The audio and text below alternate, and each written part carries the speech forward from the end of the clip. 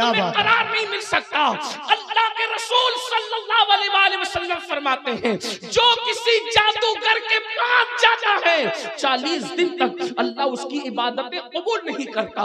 अगर उसी हालत में वो मर जाए, अल्लाह के बंदो, अल्लाह के रसूल सल्लल्लाहु अलैहि वसल्लम की दाढ़ी शरीफ आंसुओं से तर हो गई रोते रोते, और दाढ़ी मुबारका से आंसू टपक कर जन्नतुल बकी मदीने मुनव्वरा के कब्रिस्तान की जमीन पर जो है वो मस्त होने लगे, और उस उतनी जमीन के हिस्से पे सल्लल्लाहु ताला अलैहि वसल्लम, उठा दो पर्दा दिखा दो चेहरा कि नूरे बारी हिजाब में है, जमाना तारीक हो रहा है कि महर कब से नकाब में है। खुदाए क़हार है गज़ब पर, खुले हैं बदकारियों के दफ्तर, बचा लो आकर शफीए महशर, तुम्हारा बंदा अजाब में है। खड़े हैं मुनकर नकीर सर पर, न कोई हामी न कोई यावर, बता दो आकर मेरे पैगंबर के सख्त मुश्किल जवाब में है। करीम ऐसा मिला कि जिसके खुले हैं हाथ और भरे खजाने, बताओ ऐ मुफलिसों के फिर क्यों तुम्हारा दिल इज़्तिराब में है। वो गुल है लबहाए नाजुक उनसे, हजार झड़ते हैं फूल जिनसे, वो गुल है लबहाए नाजुक उनके, हजार झड़ते हैं फूल जिनसे। गुलाब गुलशन में देख बुलबुल, ये देख गुलशन गुलाब में है। करीम अपने करम का सदका, लई में बेकद्र को न शर्मा, तू और रजा से हिसाब लेना, रजा भी कोई हिसाब में है। आज की ये महफिल इमाम अहमद रजा कमेटी की जानिब से सरकार दो आलम सल्लल्लाहु अलैहि वसल्लम के इसमें मुबारका से मंसूब है, और मुझे मुंतज़िमीन महफिल ने जिस उन्वान के हवाले से पाबंद किया है, उसी मुनासिबत से आयात मुबारका तिलावत की गई। अल्लाह रब्बुल इज़्ज़त उसके मुतालिक मुझे हक कहने और आप सबको हक सुनकर उस पर अमल करने और उसे आम करने की तौफीक अता फरमाए। रात माशाअल्लाह काफी गुजर चुकी है, और आपने मुझसे बहुत बेहतर अहले इल्म, अहले दानिश, अहले फिक्र से उनके मलफूजात को समात कर लिया है। थोड़ी देर के लिए मैं भी हाजिर, अल्लाह पाक की बारगाह में दुआ है, अल्लाह पाक हम सबकी हाजिरी को कबूल फरमाए।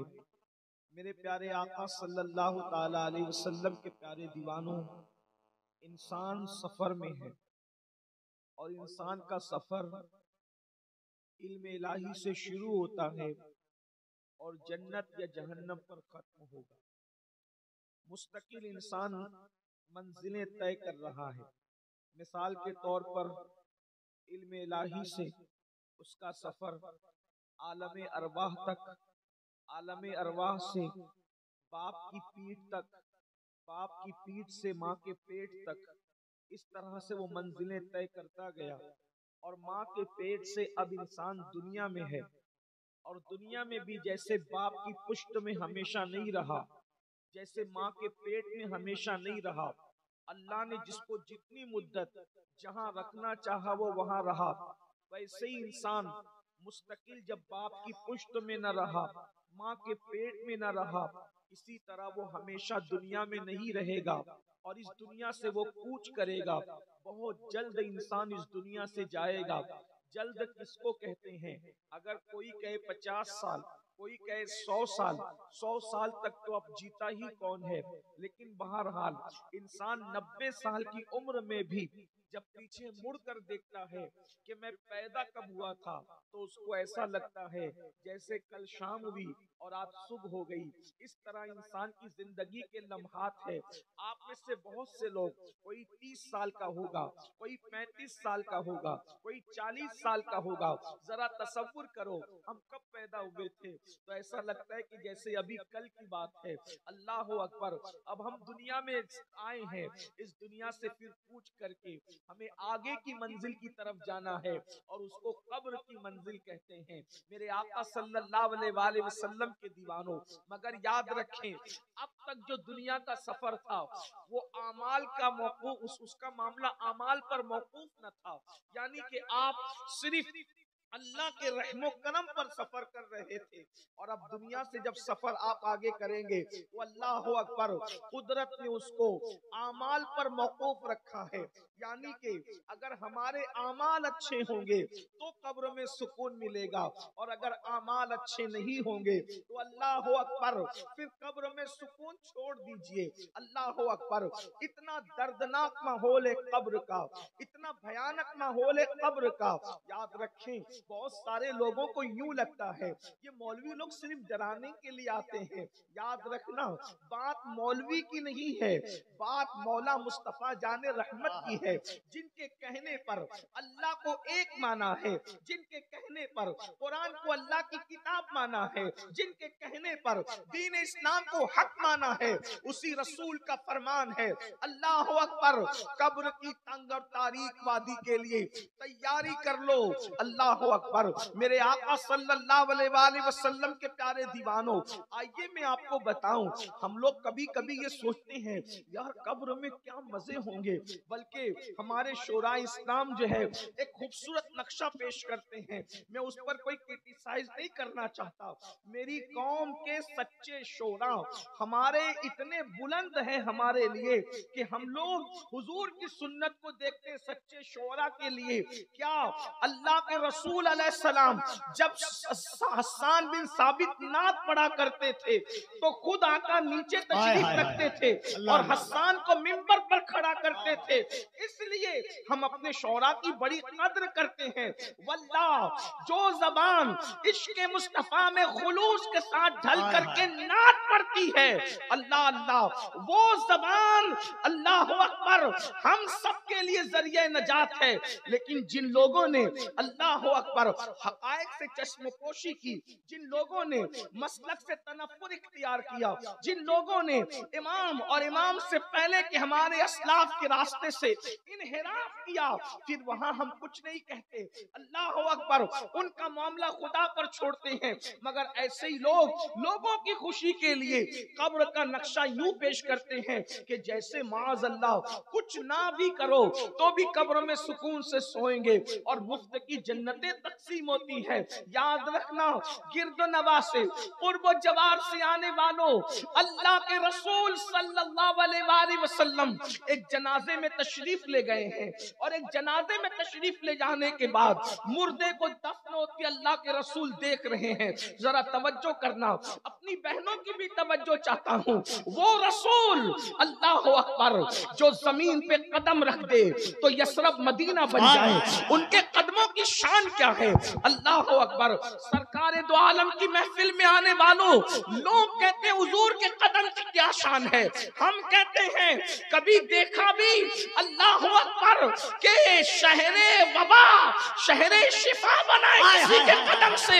اگر دیکھنا ہے تو مدینے میں دیکھ, جب تک وہ نہ گئے تھے وہ شہر وبا تھا, جب ان کے قدم لگ گئے تو وہ شہر شفا ہو گیا. اور لوگ کہنے لگے نہ ہو آرام جس بیمار کو سارے زمانے سے اٹھا کے لے کے آئے خاک ان کے آستانے سے. نعرہ تکبیر, نعرہ رسالت, عظمت شہر مصطفیٰ. جس کے قدم کی شان یہ ہے کہ قدم لگتے ہیں تو شہر شفا بن جاتا ہے. اور شہر شفا, شہر دوا نہیں کہہ رہا ہوں, شہر شفا کہہ رہا ہوں, اس لیے کہ دوا امکان ہے کبھی فائدہ کرتی ہے کبھی نہیں کرتی ہے. مصطفیٰ کا شہر صلی اللہ علیہ وآلہ وسلم شہر دوا نہیں, شہر شفا. اس لیے کہ جس کو شفا مل جاتا ہے وہ تو کامیابی ہو جاتا ہے. اگر کسی کو جنت دیکھنی ہو تو وہ شہر مصطفیٰ میں. واللہ یہ شاعری کی جنت نہیں ہے، یہ حقیقت کی جنت ہے. جسے جنت دیکھنا جو رسول اللہ کے قدموں کے منکر ہے وہ بھی تو 2 رکعت پڑھنے کے لیے نمبر لگا کے کھڑے رہتے ہیں کہ 2 رکعت پڑھنے کا موقع مل جائے. نبی کے قدموں کے منکروں، عظمت رسالت کے منکروں، مدینے جا کر کے تمہارے بھی تو دل بدل جاتے ہیں. یعنی یہاں کچھ کہتے ہو وہاں کچھ کرتے ہو. کیا نبی کیا دے سکتے؟ نبی کو کیا اختیار؟ ہم نے کہا جو زمین پر جنت لا سکتا ہے اس کے بھی اختیارات کی کوئی انسان اندازہ لگا سکتا ہے. جہاں بانی عطا کر دے، بھری جنت ہبا کر دے. نبی مختار کل ہے، جس کو جو چاہے عطا کر دے. جہاں میں ان کی چلتی ہے، صرف ان کی چلتی ہے. وہ دم میں کیا سے کیا کر دے، زمین کو آسماں کر دے، سریا کو سرا کر دے. نعرہ تکبیر. ہوا میں اڑنے والے یوں نہ اترائیں ندا کر دے. وہ جب چاہے جسے چاہے اسے فرما روا کر دے. وہ جب چاہے جسے چاہے اسے فرما روا کر دے. اللہ اکبر. اندازہ تو فرمائے جس کے قدموں کی شان یہ ہے کہ بار بار حضور جس ٹکڑے پر آئے جائیں وہ ریاض الجنہ بن جائے. سبحان اللہ. روضۃ من ریاض الجنہ جس کے بارے میں فرمایا گیا. اور خیر سے یہ حدیث بخاری شریف میں موجود ہے. حضور کے قدموں کی برکت سے جنت زمین پہ آئی. اور ہم لوگوں کو تو یوں بھی ماننا ہے، ہم منکر لوگ جب ہم ماں کے قدموں میں جنت مانتے ہیں تو رسول اللہ کے قدموں میں جنت کیوں نہ مانتے؟ ہم تو یہ کہتے ہیں ہزاروں جنتیں آئی سمٹ کر کوے جانا میں. وہاں ایک جنت نہیں ہے بلکہ ہزاروں جنتیں سمٹ کر کوے جانا میں. جو قدم رکھتے قبر میں تو قبر جنت کے باغوں میں سے باغ بن جائے. وہ رسول مردے کو دفن ہوتا ہوا دیکھ رہے. توجہ کرنا، حقائق یہ ہے.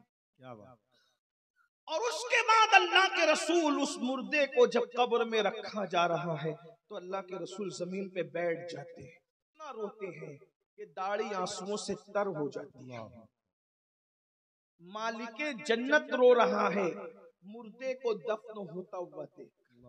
اور جنہیں کلمہ بھی یاد نہیں ہے، رونا تو یہی ہے کہ جنہیں کلمہ بھی یاد نہیں ہے وہ حضرات اتنے بے فکر ہو کر کے سو رہے ہیں. ابھی مفتی صاحب اسی پہ رونا رو رہے تھے. اور سب کا رونا یہی ہے کہ ہم زیادہ حق سے کہیں نہ کہیں ہٹ رہے ہیں.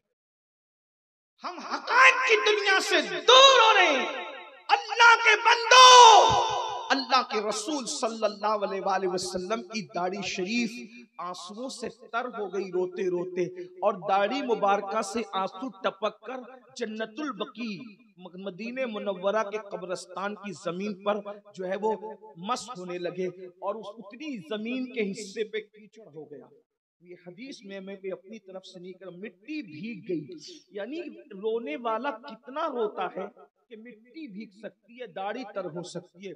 آدمی اگر تھوڑا موڑا روئے تو آنسو آتے رخسار پہ آ کے ختم ہو جاتے ہیں، اور زیادہ روئے تو زیادہ سے زیادہ داڑھی میں چھپ جاتے ہیں. اور حضور علیہ السلام کی داڑھی مبارکہ ہماری طرح تھی بھی نہیں، وہ انتہائی گھنی تھی. گھنی داڑھی کا تر ہونا، بھیگ جانا، پھر اس سے آنسو ٹپک کر کے زمین کا کیچڑ میں تبدیل ہو جانا. آخر کتنے آنسو بہے ہوں گے، کتنا اللہ کے رسول نے رویا ہوگا. تب یہ کیفیت ہوئی.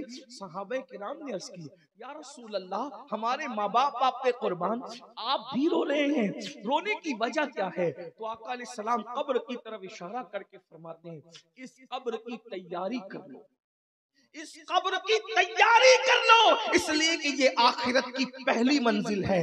جو یہاں کامیاب ہوا وہ وہاں کامیاب ہوا، جو وہاں پھنس گیا اللہ اکبر پھر وہ ناکام ہوگا. اندازہ تو فرمائیں میرے پیارے آقا صلی اللہ علیہ وآلہ وسلم کے پیارے دیوانوں، بتاؤ اس قبر کے لیے ہمارے پاس کیا تیاری ہے جس کے بارے میں قرآن کہتا ہے الہاکم التکاثر حتی زرتم المقابر. اللہ اکبر.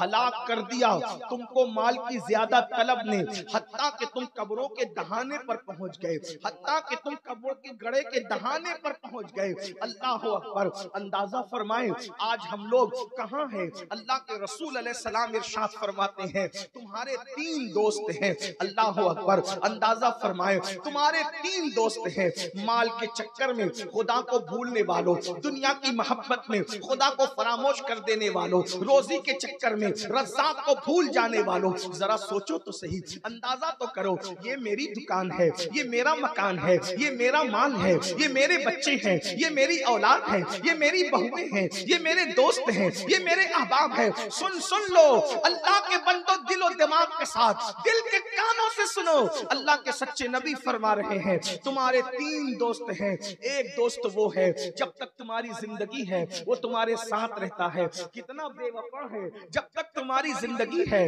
وہ تمہارے ساتھ رہتا ہے، جیسے ہی تمہاری روح کا رشتہ تمہارے جسم سے ٹوٹ جاتا ہے وہ دوست دوسروں کا ہو جاتا ہے، وہ بیگانہ ہو جاتا ہے، یعنی جیسی روح نکل گئی وہ اوروں کا ہو گیا، وہ وارثوں کا ہو گیا، وہ دوسروں کا ہو گیا۔ اللہ اکبر! وہ اتنا بے وفا دوست کون ہے پتہ ہے؟ اسی کو مال کہتے ہیں، مال۔ اللہ اکبر! سب سے بے وفا مال تھا، اس سے انسان نے اتنا دل لگایا، اسی مال کے لیے تو کسی کی پگڑیاں اچھل رہی ہے، اسی مال کے لیے تو انسان حلال و حرام میں تمیز نہیں کر رہا ہے، اسی مال کے لیے تو انسان کسی کا سر کاٹ رہا ہے، اسی مال کے لیے تو انسان کسی سے حسد کر رہا ہے، اسی مال کے لیے تو انسان کسی سے بغض کر رہا ہے، اسی مال کے لیے تو ایک دوسرے پہ جادو کروایا اور کیا جا رہا ہے۔ اللہ اکبر! کتنے لوگوں سے ملاقات ہوتی ہے، کوئی کہتا ہے میرا یہ ہو گیا، وہ ہو گیا، وہ ہو گیا، جب تحقیق کی جاتی ہے تو پتہ چلتا ہے ارے اس پر تو جادو کیا ہوا ہے۔ اکثر لوگ، اللہ اکبر! میں تو کہتا ہوں اس دنیا میں وہ خوش نصیب ہے جس پہ جادو نہیں ہوا ہو۔ اتنا جادو عام ہو رہا ہے، اتنا جادو کیا کرایا جا رہا ہے۔ مشرکین کے مذہبی رہنماؤں کے پاس 500 روپے دے کر کے عورتیں جادو جاتے ہیں، اس کے یہاں بیٹے ہی بیٹے پیدا ہو رہے ہیں، تباہی ہو جانا چاہیے، اس کے دکان بہت چل رہی ہے، بربادی ہو جانا چاہیے۔ سن لو، کسی کو مشکلات میں ڈالنے والوں، کسی کو تکلیف میں ڈالنے والوں، تم کسی کو تکلیف میں ڈالو گے اپنی حیثیت کے مطابق، اور اللہ تمہیں بلا میں گرفتار کرے گا اپنی شان کے مطابق۔ دوسروں کو غم دے کر کبھی تمہیں خوشی نہیں مل سکتی، دوسروں کو درد دے کر کبھی تمہیں قرار نہیں مل سکتا۔ اللہ کے رسول صلی اللہ علیہ وآلہ وسلم فرماتے ہیں جو کسی جادوگر کے پاس جاتا ہے 40 دن تک اللہ اس کی عبادتیں قبول نہیں کرتا، اگر اسی حالت میں وہ مر جائے قیامت کے دن اللہ کی نگاہ رحمت سے محروم کر دیا۔ اللہ اکبر! اللہ اکبر! اب تو حال یہ ہے عورتیں جن کے پاس جادو کرانے کے لیے جاتی وہ پیسہ بھی لیتے ہیں اور آبرو بھی لیتے ہیں۔ کیا حالات ہے؟ یہ حسد تمہیں کہاں تک لے کر کے جا رہا ہے؟ اور جادو کرنا کروانا یہ مومن کی شان نہیں ہے۔ اللہ کے رسول علیہ السلام فرماتے جادو کرنا کرانا یہ کفر ہے۔ ہو سکے تو لوگوں کی تکلیفیں دور کرنے والے بنو، تکلیف میں مبتلا کرنے والے مت۔ جو لوگوں پہ جادو کرا کے لوگوں کو تکلیف میں ڈالتے ہیں ان کو بڑی دردناک موت آتی ہے، بڑی بدترین موت آتی ہے، وہ تڑپ تڑپ کر مرتے ہیں، بلکہ وہ موت بھی مانگے تو انہیں موت نہیں آتی، اتنا دردناک قدرت ان کا حال کرتی ہے۔ اس لیے کسی کو دکھی مت کرو، کسی کو تکلیف میں مت ڈالو، کسی کو مشکل میں مت ڈالو۔ ایک جملہ کسی صوفی مفکر نے کہا تھا تم کسی کی زندگی کو دکھی کرو گے، تم کسی کی زندگی کو برباد کرو گے، اللہ تمہاری موت کو برباد کرے گا، اللہ تمہاری موت کو دکھی کرے گا۔ تم مرتے وقت تو دکھی دنیا سے، ہو سکے تو کسی کے کام آؤ، کسی کی مدد کرو، بلکہ حدیث پاک تو یہاں تک ہے کسی کو مصیبت میں دیکھ کر کبھی خوش مت ہونا۔ حدیث پاک کسی کو مصیبت میں دیکھ کے خوش مت ہونا، اس لیے کہ اللہ جس کی مصیبت کو دیکھ کر تم خوش ہو رہے ہو اللہ رحم کر کے اس کی مصیبت کو دور کر دے گا، اور اس مصیبت میں اللہ تم کو گرفتار کر دے گا۔ بلکہ کسی مسلمان کو مصیبت میں دیکھ کر جو خوش ہوتا ہے اللہ اس وقت تک اس کو موت نہیں دیتا جب تک کہ وہ اس مصیبت میں گرفتار نہ ہو جائے۔ آج ہم سنتے ہیں کہ فلاں بیمار پڑ گیا، خوش ہوتے ہیں، اچھا بہت چڑھ رہا تھا مال پر، بیمار ہوا، اچھا ہوا۔ تم بھی تیار ہو جاؤ، اس کا بچے کا ایکسیڈنٹ ہو گیا، خوش ہوتے ہیں، اچھا ہوا اس کا بیٹا لنگڑا ہو گیا۔ مسلمانوں، مسلمانیت کہاں ہے؟ آج سے تقریباً 9 صدیاں پہلے داتا صاحب رحمت اللہ علیہ نے کہا تھا، کیا کہا تھا؟ فرماتے ہیں دین کتابوں میں ہے، دیندار قبروں میں چلے گئے، اب تو لوگ نمائشیں کرتے تھے۔ 900 سال پہلے کہاں تھا؟ اندازہ فرمائیں۔ میں سوچتا ہوں یا اللہ آج کیا رہ گیا؟ جب 900 سال پہلے نمائش کی بات کی داتا صاحب نے، تو لوگ آج کیا کر رہے ہیں؟ بڑی خوبصورت بات پھر امام غزالی نے فرما دی، کہتے ہیں پہلے لوگ عبادت کر کے ریاکاری کرتے تھے، اب لوگ کچھ نہ کر کے بھی ریاکاری کرتے ہیں۔ یعنی پہلے ریاکاری یہ تھی کہ چلو چندہ دے دو اور بتاؤ کہ ہم نے دے دیا، لوگ آج کل دیتے بھی نہیں اور کہتے ہیں ہم نے دے دیا۔ یہ حال ہے، یہ کیفیت ہے۔ اللہ اکبر، کل لوگ تہجد پڑھ کے بتاتے تھے کہ ہم تہجد گزار ہیں، لوگ اتنے بے باک ہوئے آج تہجد پڑھتے بھی نہیں اور پھر بھی یہ ظاہر کرتے کہ ہم تہجد گزار ہیں۔ یعنی کیا حالات ہیں ماں، اور یہ بات بھی امام غزالی نے کہا، اس کو بھی تقریباً 850-900 سال بیت چکے۔ اب آج کیا ہو رہا ہے؟ اللہ اکبر، میں تو کہتا ہوں لوگ فجر بھی نہیں پڑھتے میرے بھائی، اور باتیں ولیوں کی طرح کرتے۔ لوگ فجر، مسلمانوں کی 99% آبادی فجر نہیں پڑھتی اور باتیں ولیوں کی طرح کرتے۔ ایسی باتیں کرتے ہیں ایسا لگتا ہے کہ جیسے آسمان سے ابھی اتر کر کے آئے، اور جو لوگ واقعی راتیں مصلی پہ گزارتے تھے ان کی باتیں ایسی تھی، آج اگر ان کی باتیں کوٹ کی جائے تو انسان کو لگے یہ کیا کہہ رہے ہیں۔ وہ فاروق اعظم جس کا ذکر قرآن میں، توریت میں، انجیل میں، جس کے بارے میں اللہ کے رسول علیہ السلام فرمائے کہ اگر میرے بعد کوئی نبی ہوتا تو عمر ابن خطاب ہوتے، لا نبی آبادی، مگر میرے بعد کوئی نبی نہیں۔ وہ فاروق اعظم کہتے ہیں کاش میری ماں نے مجھے پیدا نہ کیا ہوتا، کاش میری ماں نے مجھے پیدا نہ کیا ہوتا، میں کوئی چڑیا ہوتا، لوگ ذبح کر کے کھا جاتے اور ہضم کر کے میں بھولا بسرا ہو جاتا تاکہ میرا قصہ تمام ہوتا، اللہ کی بارگاہ میں مجھے قیامت کے دن کھڑے ہو کے جواب نہ دینا پڑتا۔ کون لوگ؟ جنہیں جنت کی بشارتیں دی گئی، جن کا ذکر توریت میں، انجیل میں، زبور میں، نوح علیہ السلام کی کشتی پر جن لوگوں کے نام لگے ہیں، اللہ کے رسول کے ساتھ وہ حضور کے 4 یار صدیق اکبر، فاروق اعظم، عثمان غنی، مولا علی، یہ وہ لوگ ہیں کشتی نوح پر جن کے نام لگے ہوں۔ اندازہ فرمائے، یہ بات میں نہیں کہہ رہا ہوں، علامہ شیخ مومن شبلنجی رحمت اللہ علیہ نے اپنی کتاب کے اندر لکھا ہے، غور فرمائے کشتی نوح پر جن کے نام لگے ہوں یہ کوئی معمولی ہستیاں ہیں؟ نبی کی کشتی جس کے نام سے مزین ہو، وہ لوگ یہ تصور کریں کہ کاش ہم ایک پرندہ ہوتے، مر کر کے کاٹ لیے جاتے، کھا لیے جاتے، ہضم کر دیے جاتے، بھولے بسرے کا مطلب کیا، قابل ذکر نہ ہوتے، لوگ ہمیں فراموش کر دیتے، بھول جاتے۔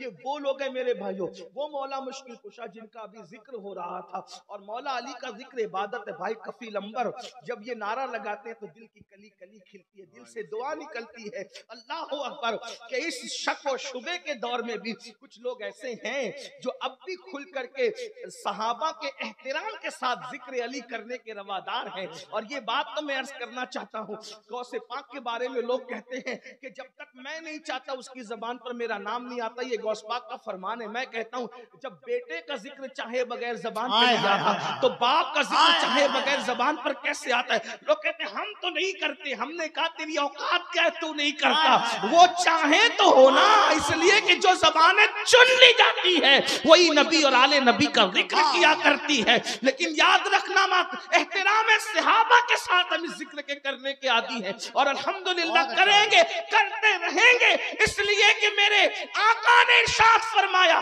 علی کا ذکر عبادت ہے، علی کو دیکھنا عبادت ہے۔ وہ علی جو خاتم الولایت ہے، وہ علی جو اماموں کے باپ ہے، وہ علی اللہ اکبر جو سید العرب ہے، وہ علی اللہ اکبر جو ولیوں کا ولی ہے، جو اماموں کا امام ہے، وہ علی یہ مرتضیٰ کا حال یہ۔ آقا ارشاد فرماتے ہیں جس کو علی چٹھی دیں گے وہ پل صراط سے پار ہوگا، جس کو نہ دیں گے وہ گر کر کے کٹ کر کے گر جائے گا۔ اندازہ فرمائے علی ماں کی شان، یہ فرمایا علی ساقیے شیر و شربت ہے، میرے امام نے فرمایا ساقیے شیر و شربت پہ لاکھوں سلام۔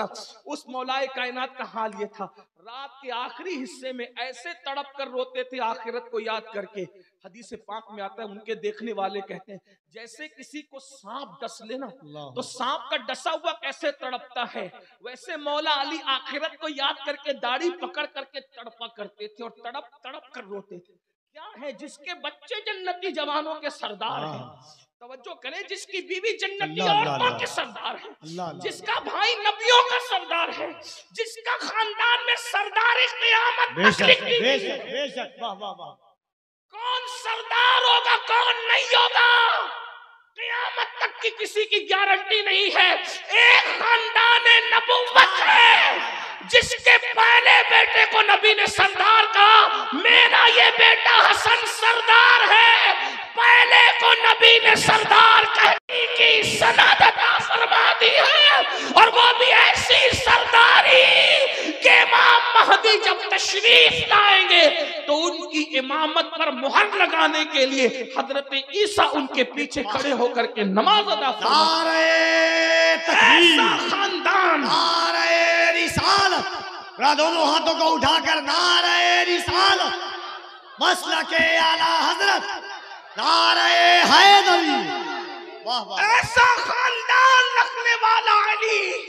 میرے امام مطلع القمرین میں لکھتے ہیں کہ میرے آقا نے فرمایا کہ سب الگ الگ درخت کی الگ الگ ٹہنیوں سے ہیں, لیکن میں اور علی ایک درخت کی دو ٹہنیوں کا نام ہے. توجہ فرمائے, جو رسول اللہ کے ساتھ کی ٹہنی قرار دی جائے کہ میں اور علی ایک درخت کی دو ٹہنیوں کا نام ہے.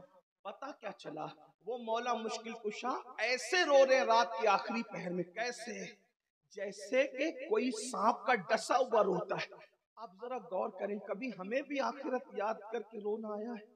سوچو ذرا, غور کر. کتنے غافل ہیں ہم لوگ. ہمیں علماء کے جملے تلخ لگتے ہیں لیکن یہ ہمارے اچھے کے لیے کہتے ہیں. انجیکشن لگانے والوں کو پیسے بھی دیتے ہو, پیار بھی کرتے ہو, لیکن جو روحانیت کا انجیکشن لگاتا ہے اس کو آپ برا کیوں مانتے ہو؟ یہ تو آپ کی اصلاح کی بات ہے, یہ تو آپ کی اصلاح کی بات ہے. لیکن اللہ کے بندوں کبھی غور کیا کہ کبھی ہم نے آخرت کے لیے رویا بھی, آنسو بھی بہایا؟ آقا فرماتے ہیں سب سے پہلے جو ساتھ چھوڑ دے اسے مال کہتے ہیں. پھر فرمایا تمہارا دوسرا دوست ہوا, جب تم بیمار پڑتے ہو عیادت کرتا ہے, بیمار پرسی کرتا ہے, مرتے ہو تو تمہیں نہلاتا ہے, دھلاتا ہے, کفن پہناتا ہے اور قبر تک لے آتا ہے, لیکن وہ قبر ساتھ نہیں جاتا. اور مرنے کے بعد اگر کوئی پوچھ لے وہ کیسا تھا تو تعریف بھی کرتا ہے, لیکن قبر میں ساتھ نہیں جاتا. فرمایا وہ تمہاری اولاد ہے, تمہارے دوست ہے, تمہارے بیوی بچے, وہ بھی اتنا ہی ساتھ دے رہے قبر کے کنارے تک. پھر فرماتے ہیں تمہارا تیسرا دوست ہے جو قبر کے اندر بھی تمہارے ساتھ رہتا ہے, تمہارا دل بہلاتا ہے, میزان پہ بیٹھ کر تمہارے اعمال کو وزنی کرتا ہے اور تمہیں اللہ کی بارگاہ میں سرخرو کرتا ہے. وہ کون تمہارا دوست ہے جو قبر میں بھی ساتھ ہے, حشر میں بھی ساتھ ہے اور تمہیں جنت تک لے جاتا ہے؟ فرماتے ہیں وہ تمہارے اعمال ہے, تمہارے اعمال. اب بتائیں بے وفاؤں کے لیے وقت نکالنے, میں یہ نہیں کہتا نہ دو, مال بالکل کماؤ. ہم لوگ دقیانوسی خیال کے لوگ نہیں ہیں. ہمارا تصوف قادری تصوف, ہمارا تصوف قادری تصوف ہے. ہمارے غوث اعظم فرماتے روکھا سوکھا کھانے کا نام تصوف نہیں, ہلکا پھلکا پہننے کا نام تصوف نہیں. فرماتے اچھا پہنو اچھا کھاؤ. تصوف یہ ہے کہ اپنا دل یار سے لگا. کتنا بھی باریک کپڑا اور میلا کچیلا اور ٹاٹ پہن کر آؤ اور اندر حسد کا کتا بیٹھا ہے تو یہ کون سا تصوف؟ اندر گھمنڈ کا کتا بیٹھا ہے تو یہ کون سا تصوف ہے؟ اور اگر آپ درخت کی پتی کھائیں اور اس کے بعد غیبت کر کے آپ مرے ہوئے بھائی کا گوشت کھائیں, لوگ کہتے ہیں ہم انڈا نہیں کھاتے, مچھلی نہیں کھاتے. میں نے کہا آپ کا میٹر, لیکن ہمارا تصوف قادری ہے, اس لیے کہ ہمیں کہا گیا کہ گوشت بھی کھاؤ, انڈا بھی کھاؤ, سب کھاؤ, لیکن بس مرے ہوئے بھائی کا گوشت مت کھانا. اس لیے کہ انڈا مچھلی بند کرنے سے اتنا فائدہ نہیں ہوگا جتنا مرے ہوئے بھائی کا گوشت بند کرنے سے فائدہ ہوگا. یاد رکھنا اعمال میں تاثیر گوشت انڈا مچھلی بند کرنے سے ہوگی یا نہیں ہوگی یہ عامل حضرات جانے, میں ان کے سر ڈالتا ہوں. لیکن میں تو اتنا جانتا ہوں اپنے مرشد کے کہنے پر, جس دن مسلمان غیبت سے پرہیز کر لے گا, منہ کو بند کر لے گا, واللہ اسے کوئی وظیفہ کرنے کی ضرورت نہیں پڑے گی. غیبت بند کرنا اتنا بڑا وظیفہ ہوگا کہ جس کے سر پہ ہاتھ رکھ دے گا اس کی تقدیر بدل جائے. نعرہ تکبیر. آپ نے بند کر دیا نا مچھلی انڈا، لیکن آپ نے ابھی تک غیبت کیوں بند نہیں کیا؟ بڑی معذرت کے ساتھ میں کسی کو ٹارگٹ نہیں، ایک بات کہوں، میں صوفیہ کا غلام ہوں، سادات کی جوتیاں سیدھی کرنے والا، علماء کے زیر اثر ہوں، کسی بھی شخصیت کو ٹارگٹ کر کے تقریر کرنے کو میں بھی غیبت سمجھتا اور غیبت کو زنا سے بدتر سمجھتا ہے نا۔ میں کسی کو ٹارگٹ نہیں کر رہا ہوں، لیکن ہم لوگ ٹارگٹ کرتے نہیں ہیں، کئی بات چلی جاتی ہے۔ جیسے اگر یہ کہہ دی کہ شراب نہ پیو، کوئی شرابی کو لے کے مجھے کیوں کہہ دیا؟ میرے بھائی ہم جانتے نہیں کہ آپ شراب پیتے ہیں، آپ تک پہنچا جملہ تو ہم کیا کریں؟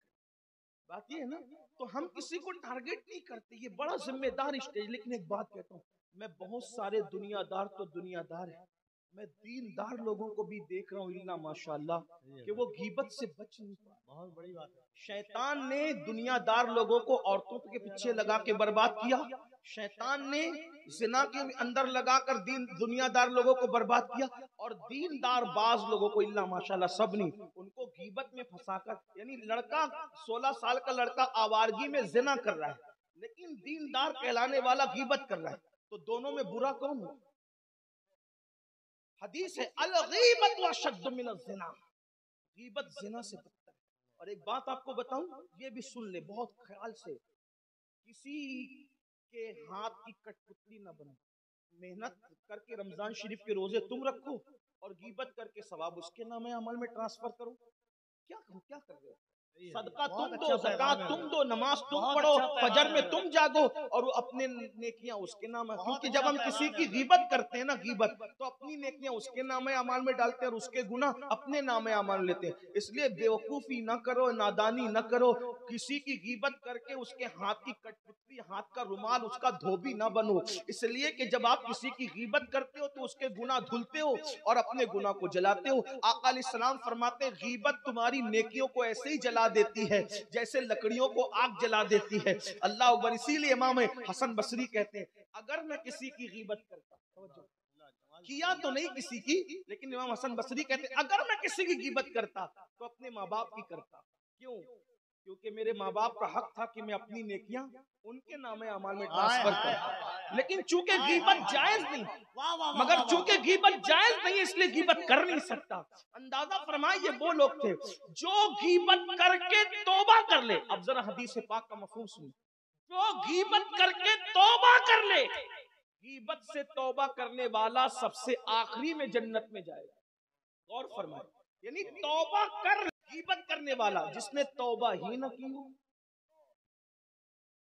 جس نے توبہ ہی نہ کی، اور دیکھ لو غیبت کرتے ہو کہ نہیں کرتے؟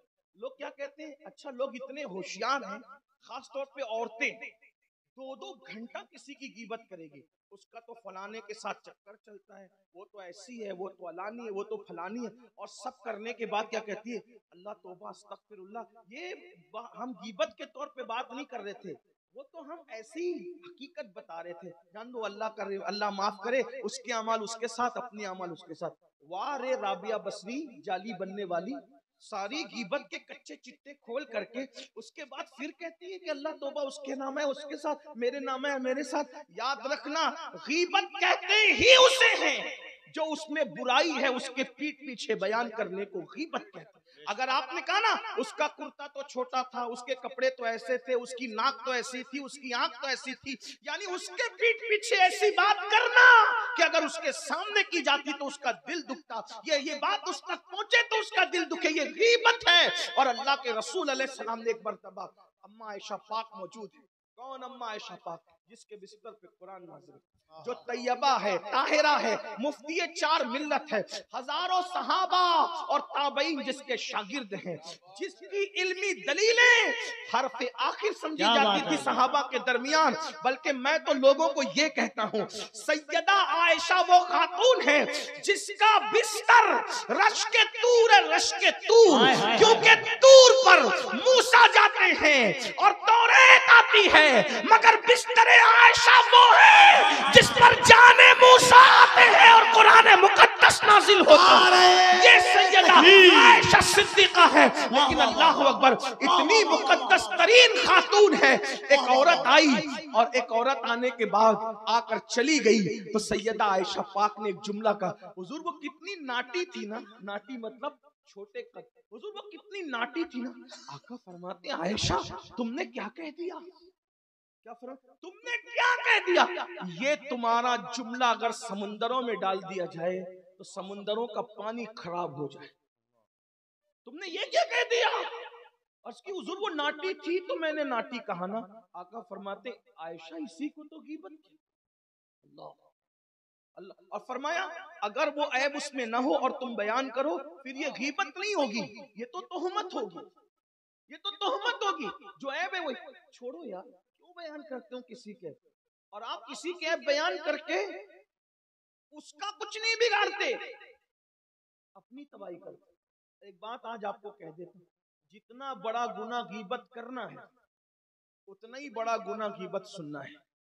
अहले सुन्नत को मैं एक पैगाम देता हूं, अगर हम गीबत बंद कर दें अहले सुन्नत से 80% झगड़े खत्म हो जाए। बहुत खूब हजरत, बहुत खूब। जैसे कफील भाई को मैं जाके कहूं कि भाई कफील अंबर तुम्हारी निजामत के खिलाफ वो बंदा वो बात कर रहा था, कफील भाई खुश होकर बोलेंगे वाह सैयद साहब कितनी हमदर्दी है आपके अंदर, आपने मुझे बता दिया अब मैं उसको देखता हूँ। लेकिन आइए हमारे असलाफ का तरीका क्या था। एक शख्स इमाम आजम के पास आया और इमाम आजम के पास आके कहता है कि हुजूर मोतबर जराए से मुझे पता चला है कि एक शख्स आपको बुरा कह रहा था। तो मैं किसने बताया, मैं मोतबर जराए। तो कहा गीबत करने वाले मोतबर कब से हो गए। गीबत करने वाले गीबत करने वाले मोतबर कब से हो गए, वो तो फासिक है गीबत कर। और फिर फरमाया उसने गीबत करके मेरे पीठ पीछे बोला था वो तीर हवा में छूट गया था, लेकिन तूने उसको पकड़ के लाकर मेरे सीने में खोस दिया।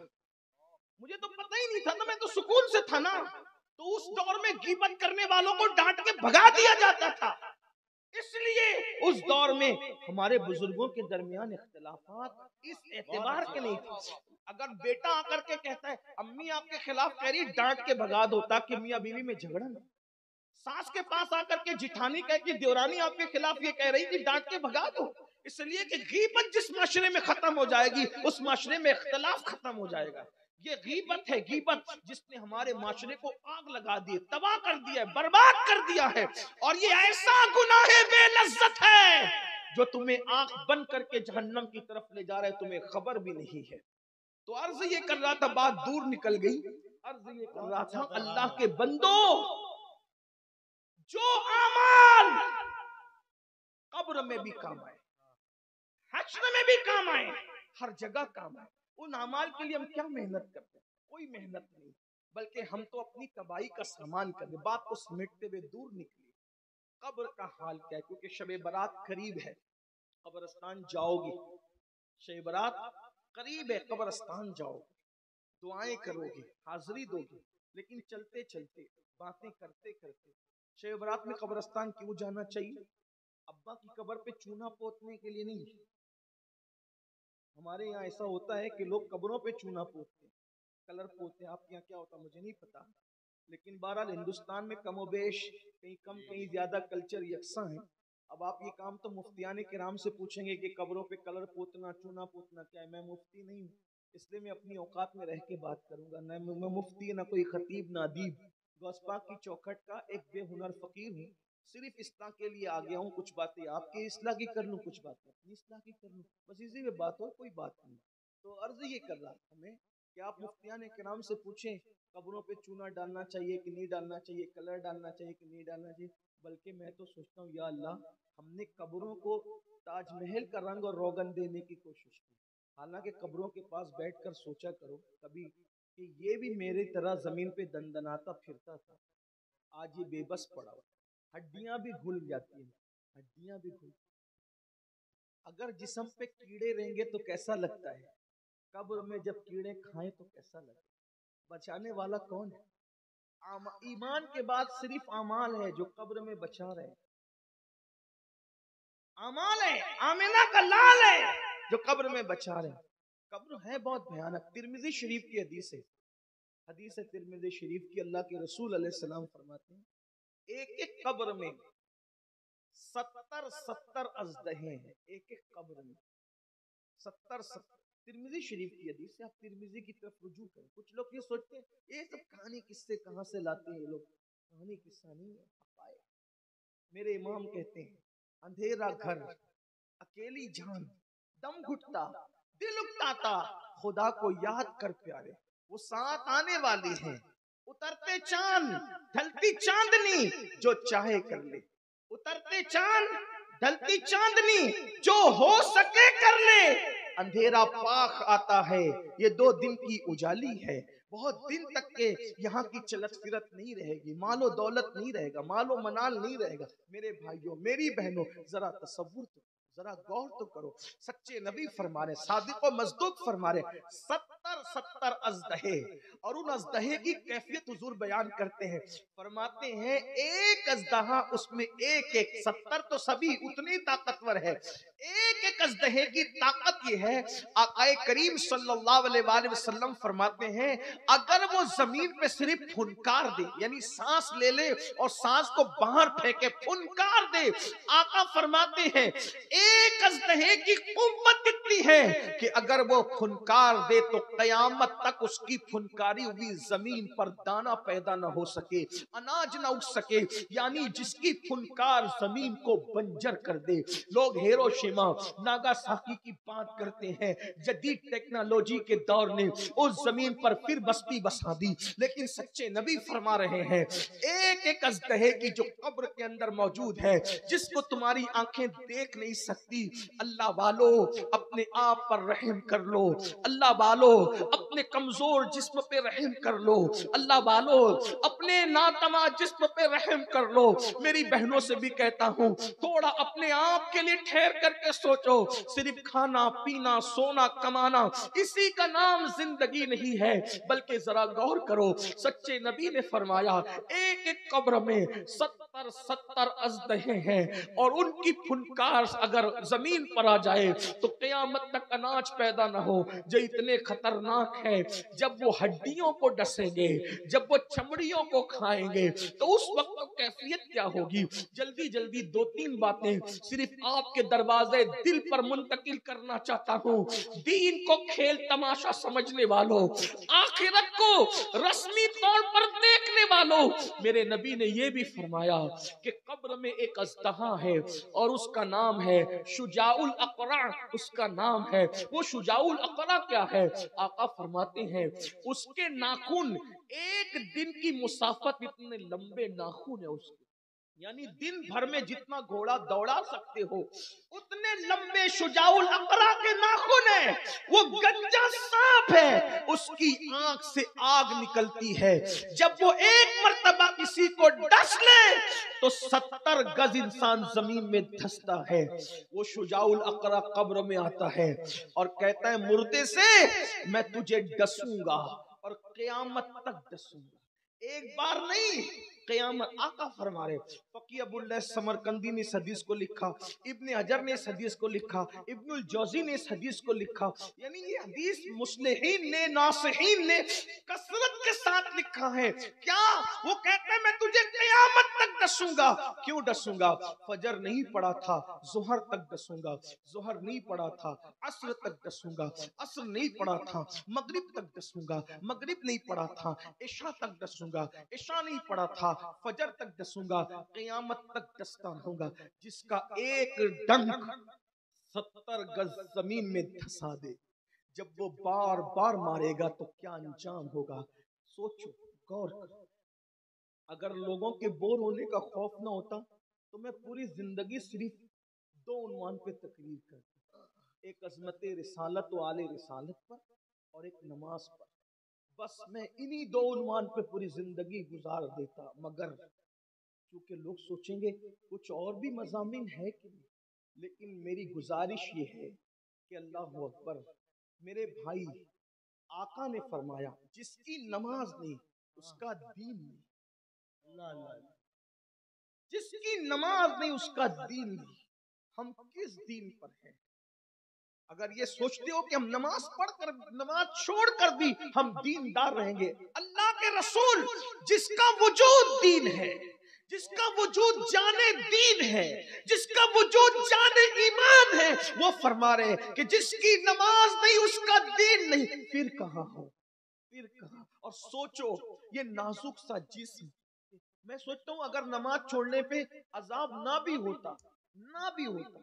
تو کم سے کم یہ حدیث ہمارے لیے کتنی بڑی تھی کہ جس کا دین نہیں، جس کی نماز بھی اس کا دین نہیں، یعنی دیندار ہونے کے لیے نمازی ہونا ضروری ہے۔ کچھ لوگ یہ کہتے ہیں کہ امین القادری کہتا ہے کہ جو نماز نہیں پڑھتا وہ کافر ہو جائے۔ میں نے کہا میں حنفیوں میں یہ بات کیوں کہوں گا یار، لیکن اتنا ضرور کہوں گا کہ جو نماز نہیں پڑھتا وہ دیندار بھی نہیں رہ جاتا۔ اتنی بات یاد رکھنا، آپ کچھ بھی کرنے دیکھو، آپ تام جھام کر کے اپنے نام کے ساتھ کروڑوں القابات استعمال کر لیجئے، لیکن اللہ رسول کی بارگاہ میں دیندار ثابت کرنا آسان نہیں ہے۔ اس لیے اللہ کے بندو، اللہ کے عذاب سے ڈرو، نماز کی طرف آؤ۔ بغیر نماز کے آخرت میں کوئی گزارا نہیں۔ غریب نواز فرماتے ہیں قیامت میں سب سے پہلا سوال نماز کے بارے میں، پہلی بات نماز کے بارے میں پوچھ کیا، اور دیکھو کتنا بڑا عذاب قیامت تک۔ شجاع الاقرا کا ڈسنا یہی اسی پہ بس نہیں، بلکہ اللہ کے رسول علیہ السلام فرماتے ہیں پوری قبر میں جہنم کی آگ بھڑکائی جاتی ہے اور انسان اس پر لوٹ پوٹ ہوتا رہتا ہے۔ یہ ہے بے نمازی کی قبر کے حال اور احوال۔ آپ سوچئے، اور اس سے بچنے کا کتنا آسان طریقہ، ایک وقت کی نماز کے لیے صرف 10 منٹ کا ٹائم لگتا ہے، صرف 10 منٹ، اگر اور جلدی پڑھ لو تو 7 منٹ۔ میں کہتا ہوں بہت زیادہ بیزی ہو، مصروف ہو تو نہیں پڑھنے سے اچھا ہے کہ کم سے کم فرض پڑھ لو۔ میں یہ نہیں کہہ رہا کہ سنتیں نہ پڑھا کرو، استغفر اللہ، یہ نہیں کہہ رہا، میں یہ کہہ رہا ہوں نہیں پڑھنے سے، سفر میں ہو، ادھر ہو مصروف، فرض کبھی مت چھوڑو۔ بلکہ یہاں تک صوفیہ لکھتے ہیں کہ کوئی بندہ دریا میں ڈوب رہا ہے اور نماز کا آخری وقت آ جائے تو وہ ڈوبتے ڈوبتے نماز کی نیت کر لے، اگر اس نے ایسا نہیں کیا تو خوف ہے کہ قیامت میں اس کے بارے میں بھی اس سے پوچھا جائے۔ غور فرمائے، نماز کب معاف ہے؟ اچھا کچھ لوگ کہتے ہیں حضرت کہیں تو نماز معاف ہوگی۔ ہاں، اگر پاگل ہو جاؤ تو پاگلوں پہ نماز معاف ہے، یا پھر معاذ اللہ استغفر اللہ الیاذ باللہ کوئی کافر اور مرتد ہو جائے پھر اس کے لیے نماز نہیں ہے، یا پھر کوئی ایام ممنوعہ میں آ جائے اس پر نماز معاف ہے۔ باقی کے اور میری دانست میں تو نہیں ایسا ہے کہ کوئی بندہ بالغ ہو جائے، مکلف ہو جائے اور اس پر نماز معاف نہیں ہو سکتی۔ نماز کسی حالت میں معاف نہیں ہے، امیر ہو، غریب ہو، کیسا ہی ہو، بیمار ہو، تندرست ہو، صحت مند، کچھ بھی ہو، کھڑے ہو کے نہیں پڑھ سکتے بیٹھ کے پڑھو، بیٹھ کے نہیں پڑھ سکتے لیٹ کے پڑھو، اشارے سے پڑھو، مگر نماز پڑھنی ہوگی، اور نہیں پڑھو گے تو پھر شجاع الاقرا کے ڈسنے کے لیے تیار ہو جاؤ۔ مچھر کے ڈنک کو برداشت کرنے کی طاقت نہیں، اور اتنا بڑا خطرہ مول لے رہے ہو۔ اور ایک بات یاد رکھنا، اگر عذاب کوئی مقرر نے بیان کیا ہوتا تو میں اتنا زور نہیں دیتا، لیکن یہ وہ فرما رہے ہیں اللہ اکبر جو عالم غیب ہے، جن کی نگاہیں دنیا بھی دیکھتی ہے، آخرت بھی دیکھتی ہے، اور وہ اتنے سچے ہیں کہ ان کی سچائی کی گواہی ان کے دشمنوں نے تک دی ہے، وہ اتنے سچے ہیں۔ رحم کر لو، ایک وقت کی نماز کے لیے صرف 10 منٹ، 5 وقت کی نماز کے لیے 50 منٹ بدل ڈالو، اپنے آپ کو بدلو۔ آئیے ایک روایت ہے، قبر کا حال کیا ہے؟ امام اہل سنت فتاوی رضویہ شریف میں لکھتے ہیں، میں اس کو اپنے الفاظ کے جامع میں پیش کروں، قبر کے احوال کیا؟ امام لکھتے ہیں کہ موت کا ایک جھٹکا، امام اہل سنت اعلیٰ حضرت کو مانتے ہو نا، ان کے مسلک کا نعرہ لگتا ہے، وہ قبر بیان کر رہے ہیں، چلیں انہی سے سن لیں قبر کیا ہے۔ فرماتے موت کا ایک جھٹکا تلوار کے 100 ضربوں کی برابر ہے، ایک جھٹکا، اور ایک جھٹکے میں موت نہیں آتی کسی کو، کئی جھٹکے لیتا ہے موت کے، بے بس پڑا ہے، بے کس پڑا، نہ آواز نکل رہی ہے، نہ ہاتھ پیر کام کر رہے ہیں، کچھ نہیں، کیا حالت ہے۔ اس منزل سے گزرنا ہے مجھے بھی اور آپ سب کو، زنا کی منزلوں، زنا کی محفلوں کو آباد کرنے والے، نشہ کرنے والے، عورتوں پہ بدنگاہی کرنے والے، سود کے دھندے کرنے والے، جوا کھیلنے والے، اللہ کو ناراض کرنے والے، مسجدوں کو ویران کرنے والوں، کانوں میں ایئر فون لگا کر گانے سننے والے، حلال و حرام میں فرق نہ کرنے والے، دین دھرم سے بیگانہ ہو کر زندگی گزارنے والے، کبھی سوچا؟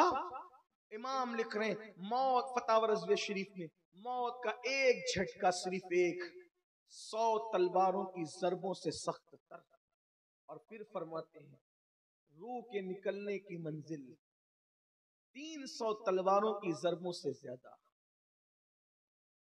اور جب موت کا فرشتہ حضرت ملک الموت انسان کو اس کی موت سے پہلے گھورتے ہیں تو ان کے گھورنے کا حال یہ ہے کہ انسان اس کی تاب نہیں لا سکتا۔ پھر اس کے بعد فرماتے ہیں موت کے وقت وہ پیاس، موت کے وقت وہ پیاس، کون سی پیاس؟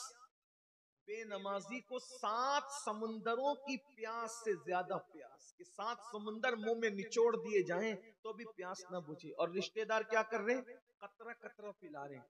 غور کرنا، جب کوئی بندہ پیاسا زیادہ ہو تو اس کو قطرہ پت قطرہ پلاؤ گے نا تو اس کی پیاس بجھے گی نہیں بلکہ اور اس کی پیاس بڑھ جائے گی۔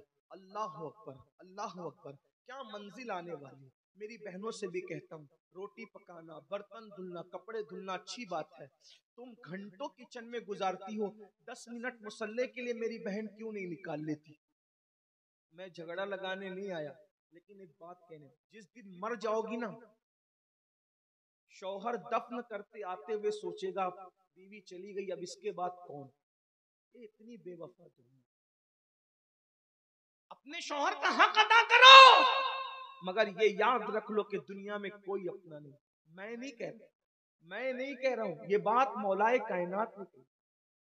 تمہارا نکاح تو یو پی میں ہوا، بہار میں ہوا، بنگال میں ہوا، مہاراشٹر میں ہوا، ممبئی میں ہوا، اندور میں ہوا، مالیگاؤں میں ہوا، لیکن جو نکاح آسمانوں پر ہوا، جس نکاح کی گونج جنت کے درختوں تک پہنچی، حوروں نے جن کے گیت گائے، فرشتوں نے جس میں شرکت کی، آدم نے جس میں خطبہ پڑھا، آسمانوں پہ آدم خطبہ پڑھ رہے ہیں، زمین پر سید العادم خطبہ پڑھ رہے ہیں۔ غور فرمائے، ایسا نکاح مولا مشکل کشا نے جس دن سیدہ فاطمہ الزہرا پاک کا وصال ہوا، بات یاد آ گئی ہے تو سن لیں، عنوان میں نہیں ہے لیکن یہ تو ہر عنوان کا عنوان، توجہ کر لیں۔ اللہ اکبر، جس کے مہر میں جنت کے درخت کے پتے ہلائے گئے اور اہل بیت کی تعداد کے برابر وہ پتے گرائے گئے، اور اہل بیت قیامت تک جتنے اہل بیت کے محبین پیدا ہوں گے، ہر پتے پر اہل بیت کے محبین کا نام تھا، اور انہیں سیدہ فاطمہ الزہرا کے نکاح کے تصدق جنت کا داخلہ عطا کیا۔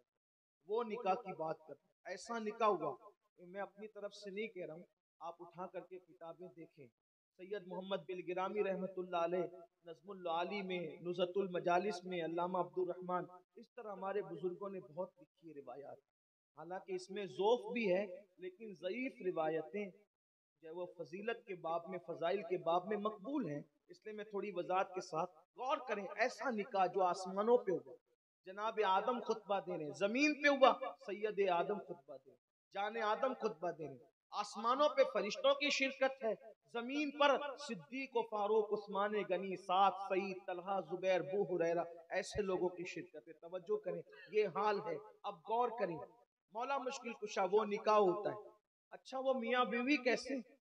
ایک بات آپ کو کہوں، کون سا شوہر کون سی بیوی کے ساتھ جنت میں ہوگا اس کی گارنٹی نہیں، گارنٹی اس لیے نہیں ہے علامہ صاحب کہ شوہر جنت میں جائے گا یہ یقینی نہیں ہے، اس لیے گارنٹی نہیں ہے، بیوی جنت میں جائے گی یہ بھی یقینی نہیں، اس لیے گارنٹی نہیں ہے، لیکن مولائے کائنات کے ساتھ جنت میں سیدہ فاطمہ الزہرا رہے گی، یہ گارنٹی حضور نے دی۔ اور ایک حدیث اور سن لیں، ایک اور سن لیں، ایک دن جنت میں سورج نکلے گا، لوگوں کو ایسا لگے گا، توجہ فرمائیں، کیا پیاری بات ہے، سبحان اللہ، دل میں جائز مرادیں لے لیں، بہت خوبصورت سی بات ہے۔ ایک دن جنت میں لوگوں کو لگے گا کہ سورج نکلا، اور اس سورج کی کرنوں سے جنت کا ذرہ ذرہ روشن ہو گیا، اور پوری جنت کے اندر بجلی کی طرح پھونڈ ہو گئی، تو لوگ کہیں گے فرشتوں، جنت میں تو سورج نے نکلنا ہی نہیں تھا، آج سورج نکلا۔ بھئی سورج اور چاند تو کہیں اور پڑے ہوں گے، وہاں جنت میں سورج چاند نہیں ہوں گے، کہاں پڑے ہوں گے؟ یہ کہہ کر کے کوئی میں آپ کے سامنے کوئی بحث کا دروازہ نہیں کھولنا چاہتا، لیکن علماء سے پوچھ لینا کہ وہ سورج چاند جنت میں نہیں ہوں گے، وہاں نہ رات ہوگی نہ وہاں دن ہوگا، وہاں تو صبح صادق کا ٹائم ہوگا۔ میں نے سوچا یا اللہ جنت میں صبح صادق کا ٹائم کیوں ہوگا؟ تو عشق کہنے لگا صبح صادق میں حضور کی پیدائش ہوئی تھی، سارے ٹائم ختم کر دیے جائیں گے، صرف میلاد النبی کا وقت رکھا جائے گا۔ نعرہ تکبیر! جس ٹائم میں میلاد مصطفیٰ ہوئی صبح صادق، بس ویسا ٹائم ہوگا، اور وہ وقت بہت خوبصورت لگتا ہے۔ کتنا خوبصورت ہے؟ ڈاکٹر لوگ کہتے ہیں صبح کے ٹائم چلا کر، تو اور ٹائم میں چلنے کی بات کیوں نہیں کرتے؟ اور تم تو سوئے رہتے ہو، دوسرے لوگ صبح صادق کے ٹائم چلتے رہتے ہیں، پھر وہ ہلکے پھلکے بھی ہوتے ہیں، ان کے پیٹ بھی بڑے نہیں ہوتے، ان کے اندر شوگر بھی نہیں ہوتی، وہ بہت چلتے ہیں لوگ، اور اس وقت کا چلنا بڑا خوبصورت ہے۔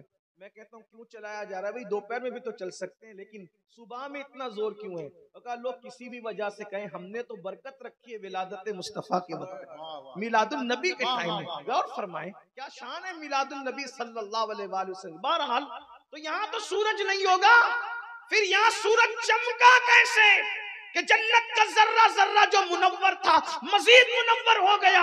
تو فرشتے کہیں گے تم نے صحیح سنا تھا کہ جنت میں سورج کبھی نہیں نکلے گا، اور سورج نکلا بھی نہیں جس کو تم سورج کی کرن سمجھ رہے ہو۔ دراصل آج ہوا یہ ہے کہ علی و فاطمہ نے آج مسکرا دیا ہے، تو ان کے مسکرانے سے ایسا نور نکلا ہے کہ جنت کا ذرہ ذرہ مزید منور ہو گیا۔ سبحان اللہ! جن کی مسکراہٹوں کی یہ شان ہے جنت میں۔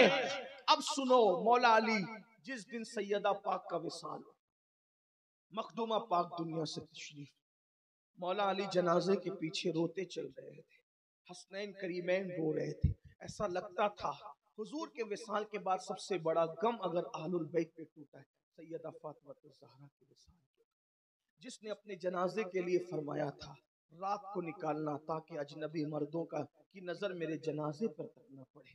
ہائے ہائے، جب قبرستان پہنچے اور سیدہ پاک کو آرام کے لیے قبر میں لٹا دیا گیا، تو قبر کے کنارے کھڑے ہو کر مولا مشکل کشا نے آواز دی، فاطمہ فاطمہ فاطمہ، 3 مرتبہ پکارا، کوئی جواب نہیں آیا۔ مولا پاک تو رو ہی رہے تھے جدائی میں۔ فرماتے ہیں علی کو پہلے ہی یقین تھا کہ دنیا میں کوئی اپنا نہیں اللہ اس کے رسول کے سوا، لیکن آج علی اس کو دیکھ رہا ہے، یہی فاطمہ تو تھی نا کہ ایک بار پکارتا تھا 3 مرتبہ لبیک کہتا، خود بھوکا رہ کر مجھے کھلاتی تھی، خود بھوکا رہ کر مجھے۔ سیدہ پاک نے ایسا کیا کہ خود بھوکے رہ کر مولا مشکل کشا کو کھلایا، خود غمگین رہ کر شوہر کو خوش کر، ہاتھوں میں چکی چلاتے چلاتے چھالے اور گٹے پھڑ گئے تھے۔ کتنے مالدار باپ کی بیٹی نے کتنی سختی اور مصیبت میں زندگی کو گزارا۔ سیدہ کے بابا سے بڑھ کر کوئی مالدار نہ دنیا میں تھا، نہ ہے، نہ ہو سکتا ہے، لیکن چکی خود چلاتی ہے، کپڑے خود دھلتی ہے، اور حالت یہ ہے کہ ایک چادر میں 17 پیون لگے ہوئے ہیں، اس چادر پہ زندگی گزارتی ہے، اور جب ایک دن اپنے بابا سے کنیز اور غلام طلب کرنے کے لیے جاتی ہے تو حضور یہ کہہ کے واپس کر دیتے ہیں، ابھی بدر و احد کے یتیموں کا حق دینا باقی ہے، فاطمہ میں تم کو غلام اور کنیز کیسے دے سکتا ہوں۔ اللہ اکبر! اس شان سے زندگی گزارنے والی مولا کائنات کہتے ہیں قبر کو ڈھک دیا جائے۔ علی کو یقین تھا، لیکن آج علی دیکھ رہا ہے کہ اللہ رسول کے سوا دنیا میں کوئی اپنا نہیں ہے۔ اندازہ فرمائے میری بہنوں، جو نکاح آسمان پہ ہوتا ہے اس کی شان یہ ہے، ہمارے نکاح تو زمین پہ۔ بیوی بیمار پڑتی ہے تو شوہر کہیں اور تکنے لگتا ہے، شوہر کی غیر موجودگی میں بعض بے باک کہیں اور تکنے لگتا ہے۔ یہ حالات آپ اندازہ کرو جب مر جائیں گے تو کیا ہوگا۔ آج اپنی آخرت کی فکر خود کر لو، اپنی قبر کی فکر خود کر لو، بات کہیں تو سمیٹنا پڑے گی۔ بس جاتے جاتے اتنا عرض کرنا چاہتا ہوں، شب برات کا مبارک موسم ہے، اللہ کے رسول علیہ السلام نے فرمایا بنو کلب کی بکریوں کی تعداد کے برابر بنو کلب کی بکریوں کی تعداد کے برابر بخشش ہوتی ہے، توبہ کر لو۔ مگر اس میں بھی شرابی نہیں بخشے جاتے جب تک توبہ نہ کرے، ایک دوسرے سے کینہ اور بغض رکھنے والے بھی بخشے نہیں جاتے جب تک دل سے کینہ نہ نکال دے، اور جادوگر لوگ بھی بخشے نہیں جاتے، جادو کرنے کرانے والے بھی بخشے نہیں جاتے جب تک کہ وہ لوگ توبہ نہ کر لے۔ ماں باپ کے ساتھ بے ادبی بے حرمتی کرنے والے بخشے نہیں جاتے جب تک ماں باپ کو راضی نہ کر لیں۔ آخر میں عرض کروں، کچھ لوگ ہیں وہ کہیں بھی دفن ہیں، کہیں بھی دفن، مریں گے تو عذاب قبر ہو۔ آپ نے ہم نے سن رکھا ہے نا کہ سفر حج میں مریں گے تو سیدھا جنت میں جائیں، لیکن الزواجر سے ایک روایت سن، میرا انکار نہیں ہے، فضیلت اپنی جگہ ہے، لیکن کرتوت بھی اگر صحیح ہونا تو پھر بات بنتی، ورنہ مکے میں مر کے بھی چین نہیں مل سکتا، ورنہ ابو جہل کہاں مرا، ابو لہب کہاں مرا۔ میرے بھائیوں خیال کرو، خوش فہمی میں مت رہو، اعمال پر ایمان اللہ نے دے دیا ہمیں، صحیح العقیدہ سننی ہے سب لوگ، عمل پہ دھیان دو، محنت کرو۔ سیدنا عبداللہ ابن عباس کے پاس کچھ لوگ آئے اور آ کر کہتے ہیں حضور ہم حج پر آئے ہوئے تھے، حج پر صفا مروہ کی صحیح کر رہے تھے، تو صفا مروہ کی صحیح کرتے ہوئے ہمارا ایک ساتھی انتقال کر گیا، مر گیا۔ اب ہم نے قبر کھودی، بھائی جو مکے میں مرے گا تو اس کی قبر کہاں کھودے گی؟ جدہ میں، شام میں، یمن میں، کہاں وہی کھودے گی نا، ہوائی جہاز کا دور تو تھا نہیں۔ ہم نے قبر کھودی تو اس میں بہت بڑا اژدہا نکلا، پھر اس کو چھوڑ دیا، دوسری قبر کھودی تو اس میں بھی وہی اژدہا ایسے ہی بیٹھا ہوا، تیسری قبر کھودی اس میں ہی بیٹھا تھا۔ اب ہم کیا کریں، کتنی قبر کھودیں؟ فرمایا اسی قبر میں ڈال دو اس کو، اگر تم روئے زمین کا ہر خطہ بھی کھود دو تو وہ اژدہا ملے گا تمہیں ضرور۔ کس کو؟ حاجی کو، صفا مروہ کی صحیح کرتے ہوئے مرنے والے کو، صفا مروہ کے درمیان، اللہ کی نشانیوں کے درمیان مرنے والا، حرم میں مرنے والا۔ اب ابن عباس کہہ رہے ہیں روئے زمین کا ہر خطہ بھی کھود دو تو وہ تمہیں سانپ ملے گا، اس لیے تم اس کو اب دفن کرو۔ حضور وجہ کا اس کے کرتوت اچھے نہیں، پاپی تھا نا وہ، اس لیے جاؤ دفن کر دو، حوالے کر دو، کیا کر سکتے۔ جب لوگ غمگین اس کو اسی میں دفن کر دیے، گھر پہنچے تو اس کی بیوی سے پوچھا کہ بتاؤ اس کا کیا قصور تھا، وہ کرتا کیا تھا؟ کہا سب اچھے کام کرتا تھا، لیکن وہ گیہوں بیچتا تھا، گیہوں، تو گیہوں چونکہ بیچتا تھا تو اس میں وہ بھوسے کی ملاوٹ کرتا تھا، تو ملاوٹ کرنے کی وجہ سے شاید اس کو اس عذاب میں گرفتار۔ آج تو ملاوٹ کرنے کو لوگ برا سمجھتے ہیں، تیل بیچ رہے ہیں ملاوٹ کر کے، دودھ بیچ رہے ہیں ملاوٹ کر کے، گھی بیچ رہے ہیں ملاوٹ کر کے، اس کو کوئی عیب ہی نہیں، یعنی یہ سب وہ لوگ بس اتنا سمجھتے ہیں کہ چند چیزیں گناہ ہے، باقی کوئی گناہ ہی نہیں۔ سوچو سفر حج میں مرا، ملاوٹ کر رہا ہے۔ اور ایک بات اور سن لو، شب قدر میں بھی کسی پہ عذاب دیکھا گیا۔ علامہ ابن حجر مکی رحمت اللہ علیہ فرماتے ہیں میرا بچپنا تھا، میں اپنے ابا کی قبر پہ جایا کرتا تھا، شب قدر کی صبح میں جیسے قبرستان پہنچا، اپنے ابا کے مزار پہ بیٹھ کے تلاوت کر رہا تھا، تو تلاوت کرتے کرتے میں نے قریب کی قبر سے ایک آواز سنی، چیخ پکار کی، تو میں متوجہ ہوا، جب گیا تو میں نے دیکھا کہ اندر سے چیخنے چلانے کی آواز کب آ رہی ہے؟ شب قدر کی صبح میں، رمضان شریف کے مہینے میں۔ میں نے پوچھا، میں گھبرا گیا، بچہ تھا، گھبرا گیا، ایک شخص گزرے، جب دن چڑھنے لگا تو آواز بند ہوئی، میں نے پوچھا کس کی قبر ہے؟ تو فلانے وہ بزرگ رہتے تھے، وہ بزرگ کی قبر۔ دیکھو لوگ جسے بزرگ کہہ دے نا تو بھی تھوڑا سا یعنی اپنے کو اگر کوئی بزرگ کہے تو تھوڑا سا احتیاط کیا کرو، اس لیے کہ جب تک یار کی طرف سے سند نہ ملے بزرگی کی، لوگ کچھ بھی کہتے۔ ابھی ہمارے کفیل بھائی کتنے خوبصورت انداز میں میری تعریف کر رہے تھے، میں اتنا سوچ رہا تھا یا اللہ ایک مخلص بندہ دعا دے رہا ہے، اس کے جملے میرے لیے دعا بنا کے قبول کر لو، ورنہ گھڑوں منو ٹنو پانی گرتا ہے کہ اپنی کیا اوقات ہے۔ بلکہ مجھے تو یہ بھی ڈر لگتا ہے اب کہ میرے آقا علیہ السلام نے فرمایا کہ میری امت میں سب سے بڑا عذاب جس کو ہوگا وہ مقرروں کو ہوگا، تقریر کرنے والے، کہ ان کے ہونٹ اور زبان آگ کی قینچیوں سے کاٹے جائیں۔ وجہ وہ جو تقریر میں کہتے تھے خود عمل نہیں، نماز پہ تقریر کی، فجر میں خود سو رہے،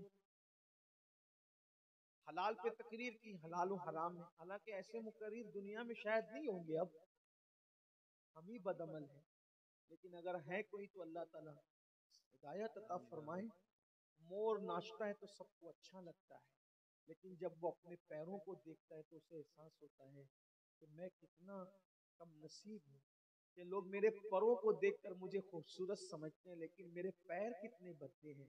ویسے ہم لوگ بھی جب اپنے آپ کو دیکھتے ہیں مجھے ایسا لگتا ہے کہ ہم سے بہت اچھے آپ لوگ۔ اس کی وجہ بتاؤں، کیونکہ ہم لوگ آتے ہیں تو لوگ پھول بھی ڈالتے ہیں، کھلاتے بھی ہیں، پلاتے بھی ہیں، فلائٹ کا ٹکٹ بھی دیتے ہیں، لیکن آپ لوگ آتے ہیں تو آپ لوگوں کو کوئی کچھ دیتا ہی نہیں، یعنی آپ صرف اللہ کے لیے آتے ہیں۔ آپ لوگ ہائے کتنے ہائے ہیں؟ اللہ اللہ، ہم بھی کیا تو بات یہاں آ ہے، کے دعوت کھا کے جا رہے ہیں، کچھ تو لے کے جا رہے ہیں، لیکن آپ تو کچھ نہیں، آپ ہم سے زیادہ اللہ والے ہیں۔ ہم آپ کی محفل میں اس لیے آ جاتے ہیں کہ اللہ آپ کے صدقے ہمیں بخشے۔ ہم لوگ تو بہت مجھے، اور آپ لوگ ہمارے لیے دعا کیا کریں کہ اللہ کرے آپ جیسا گمان کرتے ہیں ہمارے لیے، اللہ ہمیں ویسا بنا دے، آپ کے گمان سے بہتر بنا دے۔ ورنہ میرے بھائی بہت کٹھن ہے ڈگر پن، کیا بنے گا؟ آج تو مقرر بننے کا بڑا شوق ہے، سب سے آسان نصیحت کرنا ہے، لیکن ان نصیحتوں پہ عمل کرنا بہت مشکل ہے۔ شوق ہے آج نصیحت کا، عمل کا شوق کہاں گیا؟ جب انہی تقریروں کے عوض میں آگ کی کیچیوں سے ہونٹ اور زبانیں کاٹی جائے گا، کیا بنے گا؟ ہمارا کیا بنے گا؟ آپ کا تو بن چکا، آپ تو سدھر چکے، آپ تو بدل چکے، آپ تو سن چکے، لیکن ہمارا کیا بنے گا؟ اللہ ہم پہ رحم فرما، رحم فرما۔ تو کسی نے کہا یہ بزرگ کی قبر ہے نا، بزرگ، میں نے سوچا بزرگ، میں اس کو پہچان گیا، اس کی بیوی کے پاس کہا چچی اماں بتاؤ نا کہ وہ چچا جان بڑے نیک تھے نا؟ ہاں بیٹا، ہر نماز با جماعت پڑھتے تھے بیٹا۔ اچھا، کم بولتے تھے، ہمیشہ تسبیح ہاتھ میں رہتی تھی، ذکر الہی میں مصروف تھے، اتنے متقی تھے چچی اماں۔ ہاں چچی اماں معاف کرنا، میں نے ان کو عذاب قبر میں بھی دیکھا۔ کب؟ شب قدر کی صبح، شب قدر کی۔ اچھا چچی اماں صحیح بتاؤ نا وہ کیا کرتے تھے؟ کیا کرتے تھے وہ؟ کہا بیٹا جوانی میں بہت نیک تھے، بڑھاپے میں بھی بہت نیک تھے، جب بڑھاپے میں کچھ کرنے کے قابل نہ رہے تو آخری میں چھپ چھپا کر سود کا دھندا شروع کر دیا۔ نمازی پڑھتے تھے، نیک بھی تھے، پرہیزگار بھی تھے، متقی بھی تھے، زیادہ بات بھی نہیں کرتے تھے، ذکر اذکار کرتے تھے، لیکن مال کی محبت میں سود کا دھندا شروع کر دیا تھا۔ ابن حجر کہتے ہیں سود کمانے اور دھمانے کی وجہ سے شب قدر میں بھی اللہ نے ان پہ عذاب مسلط۔ شب قدر رمضان، اللہ کے بندو توبہ کر، آج زندگی توبہ کر لو، اللہ مجھے آپ سب کو معاف کرے، کہنے سننے سے زیادہ عمل کی توفیق عطا فرمائے۔ گفتگو کے درمیان کوئی غلطی کرتی، توبہ کا موسم ہے، توبہ کا مہینہ ہے، اللہ کی بارگاہ میں جو توبہ کرتا ہے اللہ اس کو معاف کر دیتا ہے، اس کا وعدہ ہے سبقت رحمتی علی غضبی، میری رحمت میرے غضب پہ سبقت لے گئی ہے۔ اللہ کمیٹی کے لوگوں کو سلامت رکھے، باکرامت رکھے، آپ سب کو سلامت رکھے، اللہ کو منا لو، اللہ کو راضی کر لو۔ سب کو منانا مشکل ہے، رب کو منانا آسان ہے۔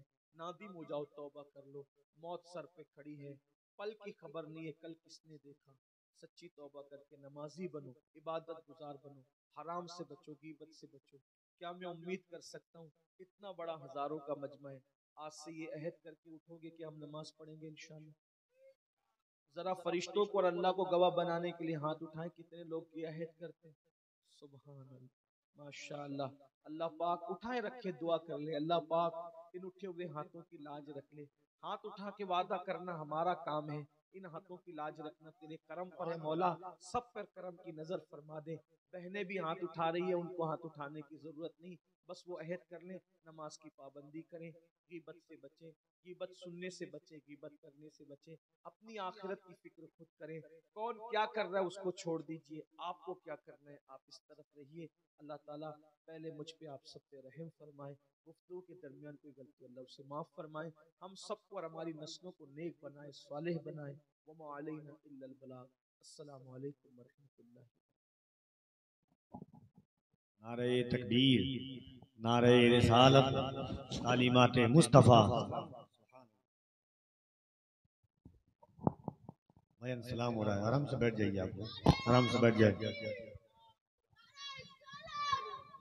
مسافہ بات نہیں کیجیے گا، سلام پڑھ لیں۔